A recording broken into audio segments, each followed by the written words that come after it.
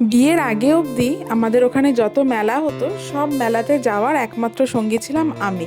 বাবা হয়তো সবসময় হয়তো টাইম করে উঠতে পারতো না, কিন্তু আমি নিশ্চয়ই যেতাম মায়ের সাথে মেলাতে।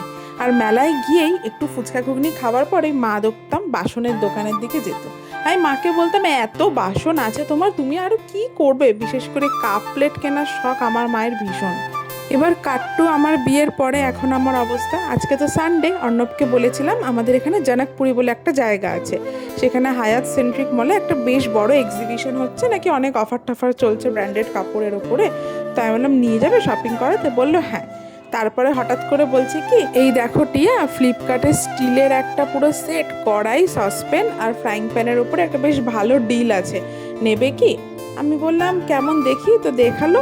আমি বললাম বাহ, বেশ ভালো তো, তাহলে হ্যাঁ নিয়েই নি বলে হুট করে আমরা এটা কিনে নিলাম। এটা আমরা ফ্লিপকার্ট মিনিটসে অর্ডার করেছিলাম। ব্যাস, জামা কাপড় কিনতে যাওয়াও হলো না, বাইরের লাঞ্চও ক্যান্সেল করে দিলাম, কারণ জামা কাপড় কিনতে গেলে বাড়িতে আর খাবার বানানোর তো সময় হতো না, লাঞ্চটা বাইরেই করতাম।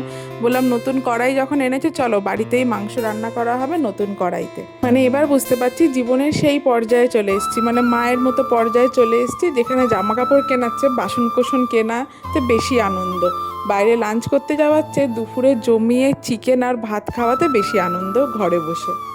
অনেক দিন ধরেই ভাবছিলাম একটা স্টিলের কড়াই কিনবো, তো অন্য শুধু স্টিলের কড়াই না, আমাকে ফ্রাইং প্যান আর একটা সসপ্যান আমার ছিল, কিন্তু এইটা না একদম ওই কি 304 না কি বলে সেই মেডেলের, মানে খুব হেভি ওয়েটের, ভীষণ সুন্দর এসছে। আর এই কড়াইয়ের যে লিডটা আছে, এটা কমন লিড, ফ্রাইং প্যান আর কড়াই দুটোতেই যাবে, ভীষণ সুন্দর এসছে প্রোডাক্টগুলো, ভারী। মানে আজকে আমরা যখন চিকেন রান্নাও করেছি দেখছিলাম তলায় একদম লাগছিল না, খুব ভালো এসছে প্রোডাক্টগুলো। আমি এর লিঙ্কটা তলায় প্রোভাইড করে দেবো, তোমরা যদি চাও কিনতে পারো।